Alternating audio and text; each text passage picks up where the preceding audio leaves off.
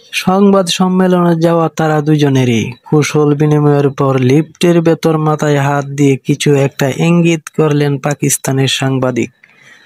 বার্ধক্যে পৌঁছে যাওয়ার সাদা চুলের ভদ্রলোক দৃষ্টি আকর্ষণ করতে চাইলেন বাংলাদেশের এক তরুণ সাংবাদিকের। এরপর তিনি কথাটা বলেই ফেললেন, বাংলাদেশের ব্যাটসম্যানদের কেবল মাথাটা ব্যবহার করতে হতো। দুবাইয়ের বড় মাঠে দৌড়ে 1-2 রান নেওয়ার 4 ছক্কা মারার চেয়েও সহজ। একই ভেন্যুতে বাংলাদেশ শ্রীলঙ্কার বিপক্ষে জিতেছিল 169 রান তাড়া করে।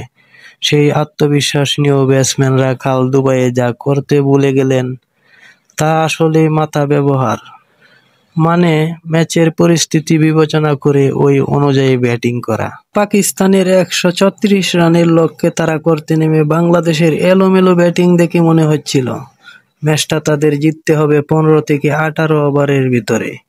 সত্যি তেমন কোনো নির্দেশনা দেওয়া ছিল কিনা জানতে চাইলে যদিও তা উড়িয়ে দিয়েছেন প্রধান কোচ ফিল সিমন্স। কিন্তু বাংলাদেশের ব্যাটসম্যানদের ব্যাটিং দেখে এমন কৌতূহল না জেগে আর উপায় কি? ব্যাটিংয়ে সবার ভেতরেই ছিল অদ্ভুত অস্থিরতা। শুরু থেকেই ব্যাটসম্যানদের দেখে মনে হচ্ছিল জয়ের বিশ্বাসটাই তাদের ভেতরে নেই। কোথা থেকে যেন তাদের মধ্যে হাজির হচ্ছিল দ্রুত রান তাড়া করার ভূত। পারভেজ হোসেনের কথাই ভাবুন, 2টি বল খেলেছেন, একটি প্রায় চোখে দেখেননি। দ্বিতীয় বলটিতে ক্যাচ তুলেছেন। 3-এ নামা তাওহিদ হৃদয় অনেকদিন ধরেই বোলারদের বাধা বুঝে উঠতে পারছেন না।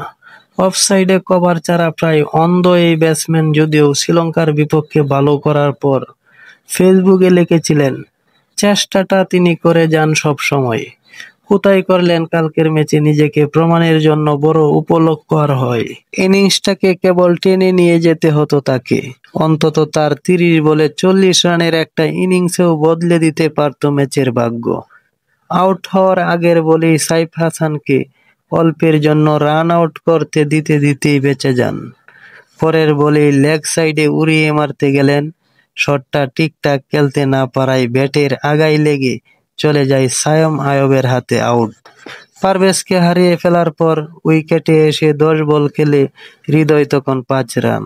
তাতেও সমস্যা ছিল না যদি হৃদয় বুঝতে পারতেন 1-2 রান নিয়ে ম্যাচটা ধীরে ধীরে এগিয়ে নেওয়া গেলে শেষটা করা যাবে অবলীলায়। এখানে মাথা মানে বিবেচনা বোধের প্রশ্ন চলে আসে। শুধু যে হৃদয় পারেননি তা নয়, বাংলাদেশের রীতি মেনে একাদশের বাইরে থাকা নুরুল হাসানকে নিয়ে এই ম্যাচের আগেও আগ্রহ ছিল তুঙ্গে। তাকে শুধু একাদশে সুযোগ দেওয়া হয়নি, তার সামনে সুযোগ এসেছিল নায়ক হয়ে যাওয়ারও। কিন্তু উইকেটে আসার শুরু থেকেই নুরুল এমন অস্থির হয়ে উঠলেন যার ব্যাখ্যা পাওয়া মুশকিল। কখনো স্কুপ করতে গেলেন, আবার কখনো কি করলেন সেটি ব্যাখ্যা হয়তো তিনি নিজেও দিতে পারবেন না। তবে মাথা ঠান্ডা রেখে ব্যাট করলে পরিস্থিতিটা তিনি সামলে নিতে পারতেন। কিন্তু সায়ম আয়বের 2টি বল ডট দেওয়ার পরে নুরুল নিজের উইকেটটা হারিয়ে যেন মুক্তি পেলেন।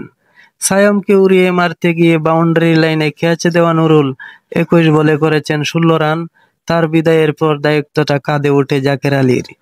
কোথাও হয়তো একটা আশা জেগে ওঠে, আজ হয়তো জাকেরই বাঁচিয়ে দেবেন।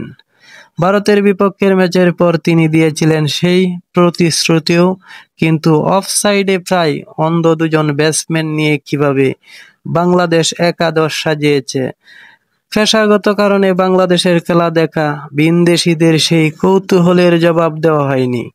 9 বলে 5 রান করা জাকের সায়মের অফ স্টাম্পের অনেক বাইরের বলে চালিয়ে খেলতে গিয়ে ক্যাচ তুললেন।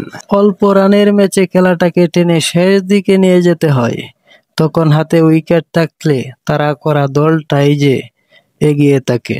ক্রিকেটারদের এই সহজ তত্ত্বটা পুরো দুনিয়া বুঝলেও কেন বাংলাদেশের ক্রিকেটাররা বুঝতে পারে না তা এক বিরাট প্রশ্নই বটে। উত্তরে প্রধান কোচ যা বলেছেন তা ওই প্রশ্নটাই তুলে দেয়, আসলে বাংলাদেশের ক্রিকেটাররা আর মাথা কাটাতে শিখবে কবে? না, এইভাবে বলেননি। তিনি বলেছেন, ব্যাটিংয়ের সময় আমরা খারাপ সিদ্ধান্ত নিয়েছি, সব দলেই এমন দিন আসে, আজ সেটা আমাদেরও হয়েছে। আমরা ভালো সিদ্ধান্ত নেইনি ব্যাটিংয়ে, আর আমাদের শট নির্বাচনও ভালো ছিল না। কিন্তু কথাটাকে ছোট করে মাথা কাটিয়ে খেলতে পারিনি বলেই হেরেছি বললে কি বড় ভুল হবে?